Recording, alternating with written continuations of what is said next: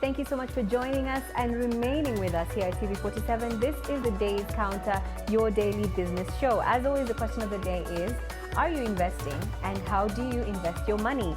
Are you investing and how do you invest your money? Tweet us to @TV47KE and @Lucy_Riley with the hashtag Day's Counter. Now, infrastructure and development is a key pillar in realizing the Vision 2030. And in studio with us is Mr. Daniel Ngure, who is the Technical Director of Hatua Developers and Property Limited. Thank you so much for joining us. How are you doing today? I'm doing well. Fantastic. Right. So let's just dive right into it. Talk to us about the construction industry and the space, really, and how long you've been doing this business and how you found it over and across the years. Yeah. I got into this career way back 2006 after finishing my college education, and I did architecture, so I decided to start with design work and working as a consultant, and thereafter I started working as a building contractor, and now I'm in real estate development. Talk to us about Kenyans' affordability, being able to afford homes. Now more than ever, we can see more and more Kenyans are actually able to afford homes, and we can attribute this growth to various things. Are you feeling the same type of growth in the industry? Yes, in yes, the space? yes.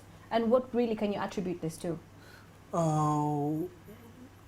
What I would say is that currently business in construction is not doing bad, and the reason being is that we have several factors that are affecting that.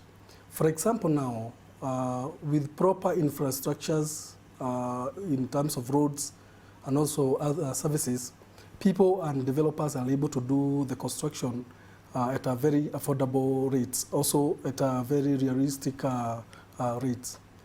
Another factor is also about the technological, because now we have got we are able to do affordable houses due to alternative methods of construction, and that one has also enabled us to do our projects at a reasonable cost, enabling our clients to be able to afford houses.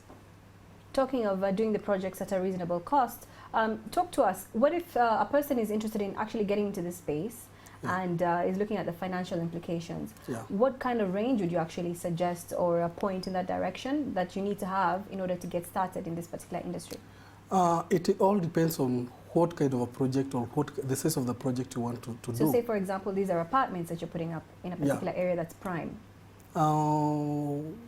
One of the factors, it is actually, as I have said, what methods of construction you want to use.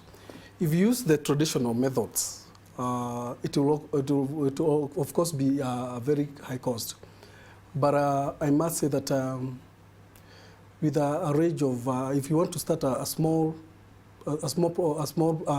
project, or that would enable you to give some units to some clients, you need like 100 million or so. Would you say you had this capital when you got started? Yes and no, because business is all about relationships, and it depends on the kind of relationship you have with your suppliers. So the main factor is actually the relationship between you and people that you're interacting with.